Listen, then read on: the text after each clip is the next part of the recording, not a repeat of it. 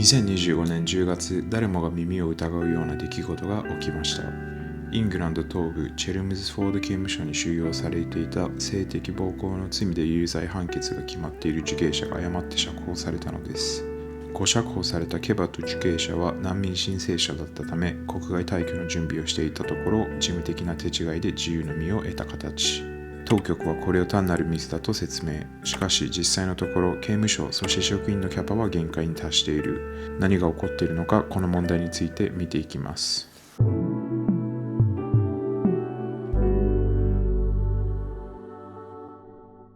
皆さんこんにちは、シンです。今回の動画はイギリスの刑務所についてのお話なんですけれども、冒頭でご紹介した誤釈放の件についてもそうですけど、刑務所全体が逼迫状態にあって、もう収容スペースがないよっていうようなニュースを、少し前から見かけるようになっているんですよね。で、ネットの情報によると、現在イングランドとウェールズでは8万7000人以上の収容者が現在いるそうなんですけれども、この数字って西ヨーロッパの諸国を見たときに決して低くはない数字なんですよね。というか、高い数字なんですよね。そうなってくると共用スペース、いわゆるグラウンドだったりトイレだったりシャワーだったり、いろいろあるかと思うんですけれども、そういったところは常に混雑をしちゃっているような状態で、その混雑をどうにか緩和しようとですね、独房に1日22時間以上も受刑者が閉じ込められるみたいなケースもあってですね、相当やばいみたいです。で、今ご紹介している誤釈放のニュースっていうのは完全に人為的なミスではあるんですけれども、単発の偶然起きた人為的なミスではなくて、もう組織全体がガタガタの状態になっちゃってるから起こっちゃったよねっていうような考え方があるみたいです。で、何十年もの間イギリス国内における治安問題をどうにかしようっていうのが、一つの焦点としてあったわけなんですけれども、各政党は罪の厳罰化をしようっていうので、競い合ってたんですよね。なのでその結果、受刑者の刑期も当然伸びますし、それに伴って服役者も増えていったような状況です。例えば90年代、窃盗または住居侵入罪の場合は最大刑期が1年っていう風になってたんですけれども、今ではそれが最大5年っていう風になっていて、5倍の刑期になっています。そしてイギリス国内における刃物の所持というのも一つの問題になっていて、これまでは罰則というのは罰金または社会奉仕だったそうなんですけれども、それが少し厳格化されて、2回目の所持ともなってくると半年の禁錮刑っていうのが決められてるんですよね。なのでそういったところでも受刑者の数っていうのが増えちゃってるような状態です。そして性犯罪に関してはイギリスってかなり厳しいんですけれども、基本的には終身刑というふうになっています。ただ現在その性犯罪の数っていうのがどんどん右肩上がりの状態で増えちゃっていて、それに伴い収容スペースっていうのもどんどん埋まっちゃっているような状況です。そして薬物関連に関して言うと、更生プログラム、一応イギリスの国内ではあるみたいなんですけれども、かなり限定的になっちゃっていて、基本的には実刑判決になっちゃってるんですよね。なのでこうした様々な犯罪の刑期の延長または厳格化っていうので、服役者がどんどん増えちゃって収容スペースがなくなっちゃっています。刑務所の収容定員が限界に来ているのは刑の厳罰化だけが原因ではありません。もう一つの大きな要因として言われているのが裁判の遅延。コロナ以前、イギリスの刑事法院での平均的裁判待ち期間はおよそ6ヶ月でしたが、今では1年以上とも言われています。2010年以降、費用削減のために地方裁判所の半数以上が閉鎖され、報酬、予算の削減も行われました。これにより多くの弁護士が刑事事件から離れ、重要方が続きました。また、裁判官、書記官、保護観察官などの人員不足も問題となっており、事件処理が間に合っていない。コロナ禍で数千件に上る裁判が延期され、未だに清算ができていない状況です。その結果、1万5000人前後が判決待ちで勾留されていますが、中には受けるであろう刑期よりも長く拘束されている方もいるそう。こうしたことから収容スペースが足りず、政府は苦渋の決断を強いられる。新しい刑務所を建てるか、受刑者を早期釈放するか。最終的に政府が取った決断は早期釈放。この選択は無難の選択としており、制度が崩壊しない手段だと政府は説明。また SDS40 というスキームが発表され、刑期の 40% を終えた一部受刑者を順次24年9月から釈放していきました。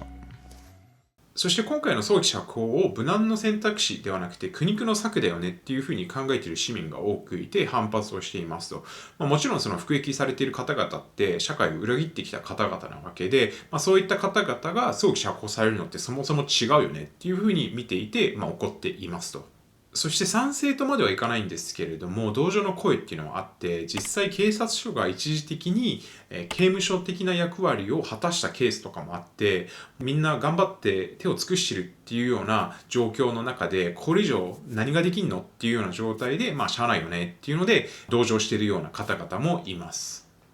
チェルムズフォード刑務所の誤釈放の一件は一度きりのミスだと国民は見ていました。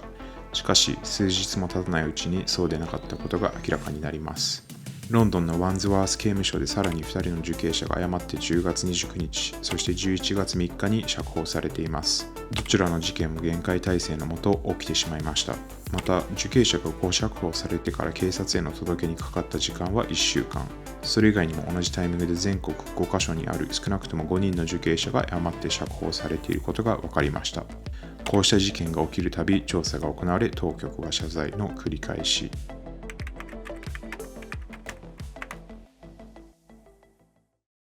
で、いろいろ調べてみたところ、刑務所における職員というのはもう過重労働でストレスいっぱい溜まっていて、山積みにされている書類を処理しなきゃいけないっていうので、かなりきついそうです。なので、いつミスが起こってもおかしくないような状況になっちゃってて、ちょっと面白いデータとしてあったのは、新しく刑務所の職員として入ったスタッフは1年以内に辞めてしまうケースがほとんどっていうようなお話があるんですよね。そして受刑者側のストレスというのも一つ問題になっていて、限界に来ているそうです。基本的に刑務所って今もう混雑しすぎちゃっているがゆえ、独房でほとんどの時間を過ごすんですけれども、ほとんどの時間を独房で過ごすことによって社会復帰する心構えができてないんですよね。で、更生プログラムって一応あるはあるんですけれども、それも今、人が多すぎて中断されているような状態で、刑期が満期に達した受刑者というのは、社会に戻る、心準備ができない状態で社会に、戻されるわけですよね。としたときに、これはどこもそうだと思うんですけれども、心構えっていうか心準備、社会復帰の準備ができてない状態で社会に戻ったとしても何をすればいいかわからないっていうのが一つ問題になって、実際データとかを見てみると、半年または1年以内にまた犯罪を犯して刑務所に戻ってくる受刑者がやっぱり結構いるみたいです。現在いろいろなところからのプレッシャーもあり、政府は新しい刑務所を建てると発表。数千の新しい収容枠が計画されてはいるものの、専門家はそんなものでは追いつかない、検察が終わった瞬間満員になると述べている。代わりに地域社会での更生支援、精神保健サービス、教育訓練に投資することが再犯を減らし、刑務所の負担を軽くするという考え方もあり、政府の今後の対応に注目が集まっています。各報道機関は今回の一連の誤釈放を国の失態、現在の制度が限界に来た証と言及。ケバと受刑者については釈放後、イングランド東部のチェルムズフォードからロンドンへと移動したのは分かっていたものの、捕まるのに2日間かかっています。最終的に確保され、エチオピアへ強制送還されましたが、これら事件はもはや刑務所の問題ではなく、司法制度そのものの問題と多くの国民が主張しています。で、今回のお話ってかなり深刻な問題だとは思うんですけれども、僕の周りにいるイギリス人の方々が口揃えているのは、イギリスってもうめちゃめちゃ高い税金、課せられているのに、その税金がどこで使われているんだ、どうなってんだっていうので、かなり不満が、募っているような状態です。そしてイギリスのみならず全世界共通して言えることだと思うんですけれども、刑務所の役割って何なのかっていうところが一つポイントとしてあるのかなと思っていて、懲罰が目的なのか更生が目的なのか、それぞれの国ってやり方変わってると思うんですけれども、北欧みたいにもう本当に刑務所じゃないような、一般人が住んでそうな刑務所っていうのも存在すれば、アメリカみたいにもう本当にザ刑務所っていうところもあって、じゃあ果たしてイギリスはどっちなのか。そして刑務所のお話とは少しずれるんですけれども、ニュースでイギリスの警察の数がそもそも減ってるっていうようなお話もあって、いろいろすごい難しいというか複雑なのはすごくわかるんですけれども、最終的にその代償を支払っているのって政府の方針に従っている市民になるわけで、今後どうなっていくのかっていうのはすごく気になるところではあります。皆さんはどう思いますでしょうか？ということで今回の動画はこちらで以上になります。イギリスの刑務所についてでした。最後までご視聴いただきありがとうございます。